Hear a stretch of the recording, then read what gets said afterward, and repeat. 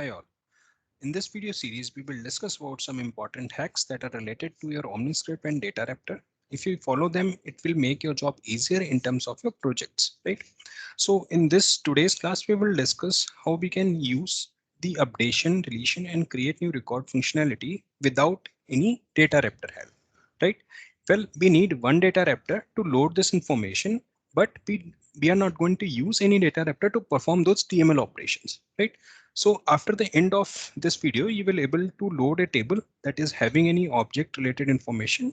And here you will see two buttons, edit. Once you click, it will open a pop-up, and based on your selection, when you save, it will simply update this record into the backend.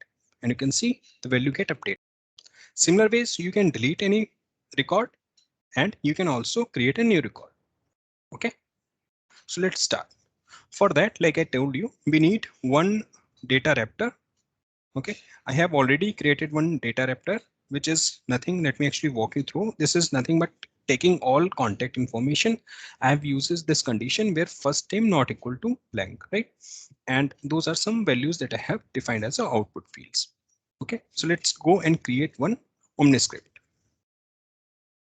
You need to click new, type something, maybe yeah, update count details. This will be OmniScript OS, and the type is contact update. Right? For this example, we don't need LWC, so I'm just disabling this option and hitting the save button. This will create a fresh OmniScript for us. Right? Here, initially, we need to load this information. That means we need to call our data raptor first before we show any UI element. So we need to drag this here. Right? Here we need to load that, which is the load all contacts. Right? Since this data raptor doesn't require any input from our OmniScript, so I'm keeping this input parameter blank and leaving everything by default. Right now, the next thing is we need to load the one element which is in the group. The name for this element is edit blocks. Right. For this example, for today's class, we will use edit blocks. Right. So let me actually first explain you some of the features of edit block. Edit block basically is used to update, edit, and new functionalities, right? When you need to create a new record, and it actually doesn't need any data raptor to do those actions. It need remote actions for that. We will discuss about it, right? So let's first check. So this is the name, guys.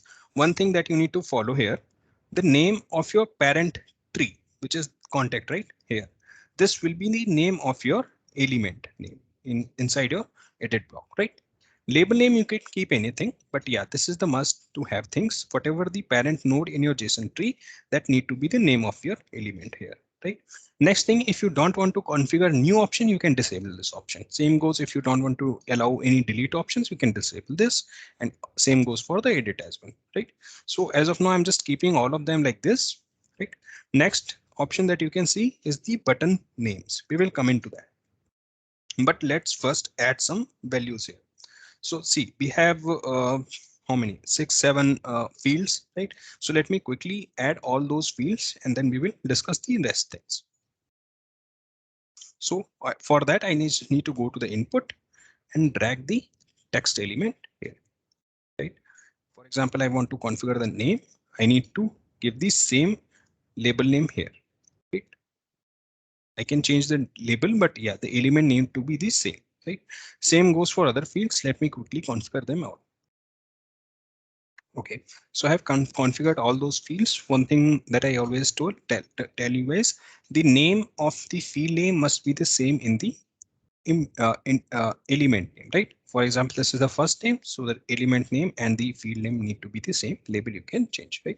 Similar thing I have followed for all those fields. So let's see how it is showing. Let me take the preview.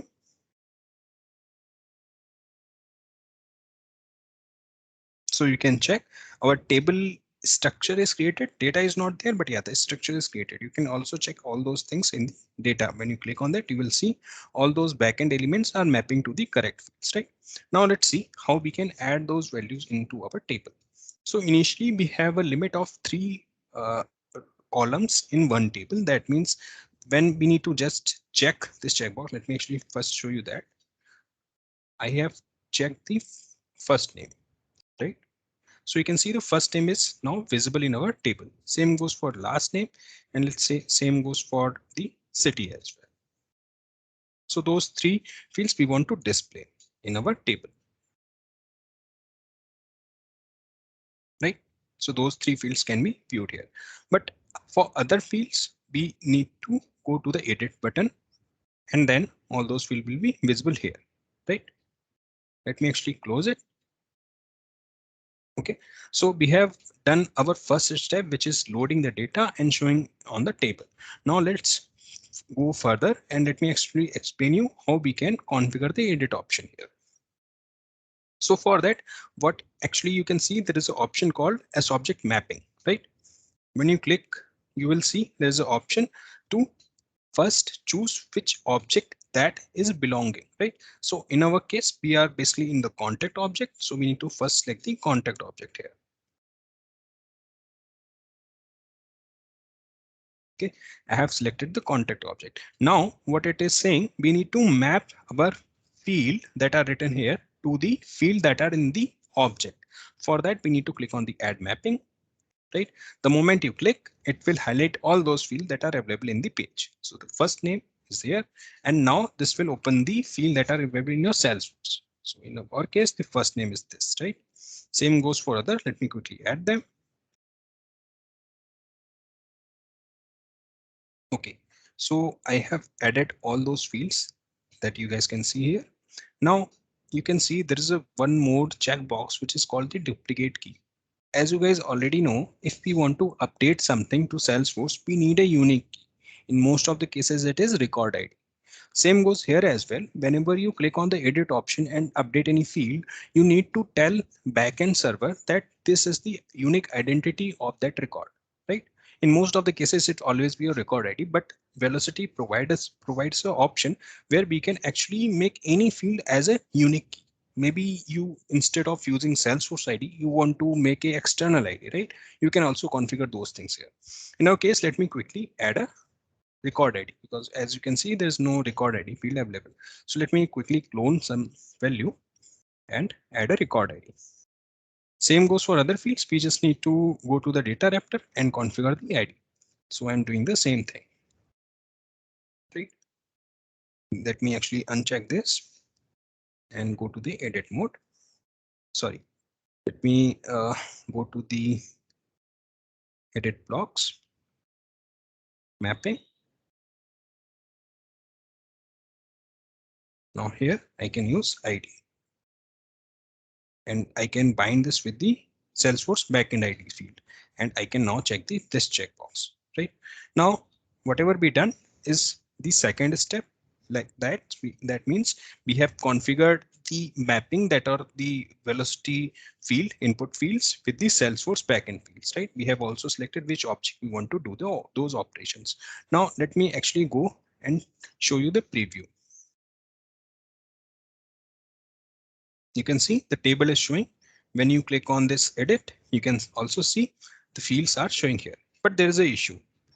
We don't want to show user this ID field, right? User doesn't need to do anything with the ID. This is for our internal purpose, right? For making sure users are updating the correct field, right? So ideally, we should not show this field in the UI, right? So let's see how we can configure this options as well.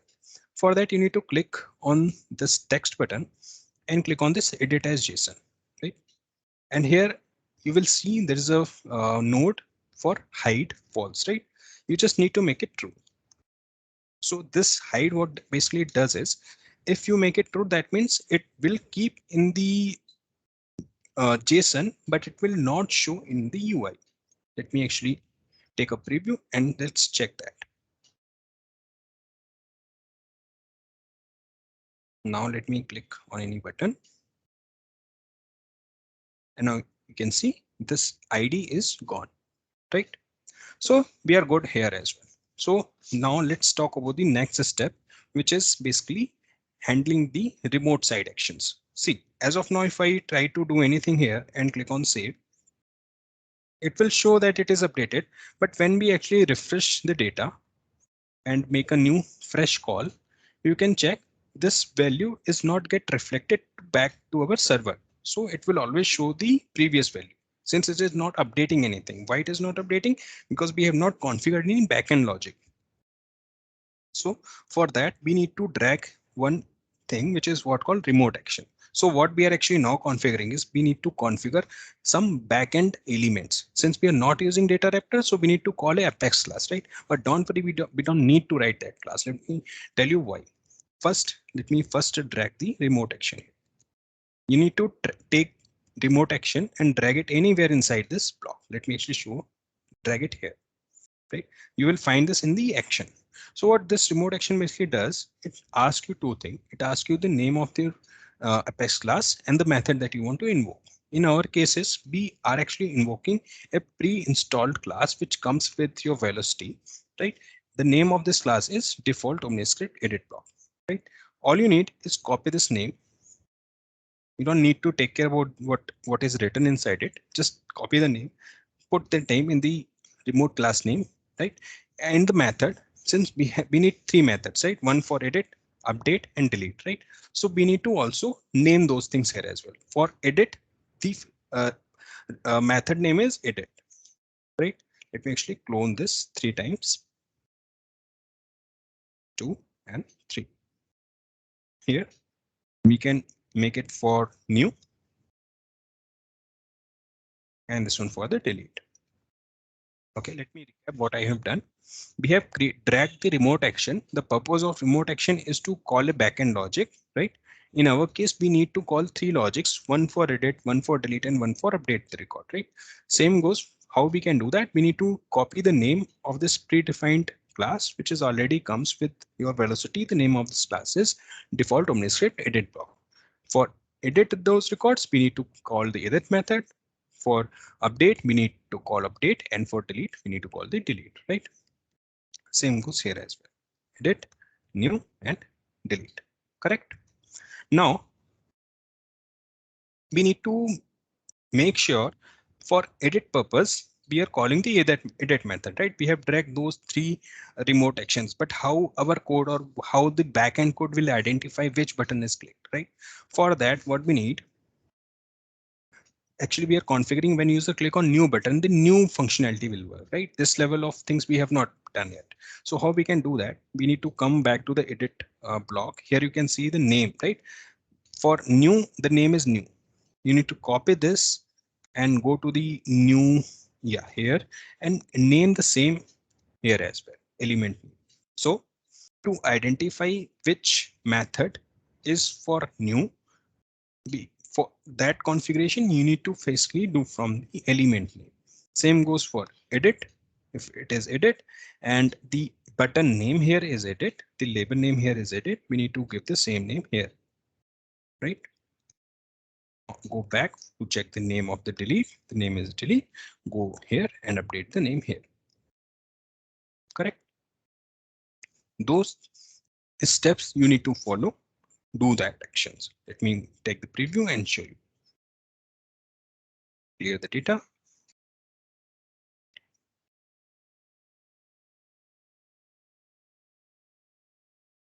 You can see we have not actually give the naming. So let's make it edit. Let's make it new and delete. Now take the preview, clear it.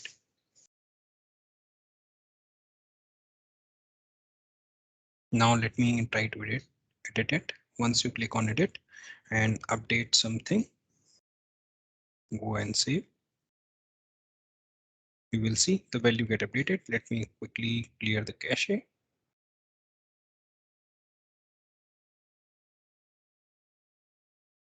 You can see the value is still there. Now same goes, let me delete the record.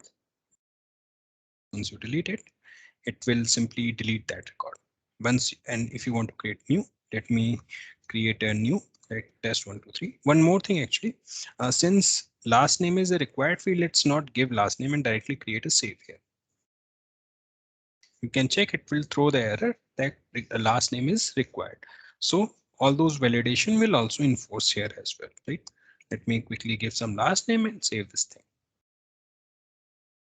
Okay, So if you refresh the data, you will see this entry will be there.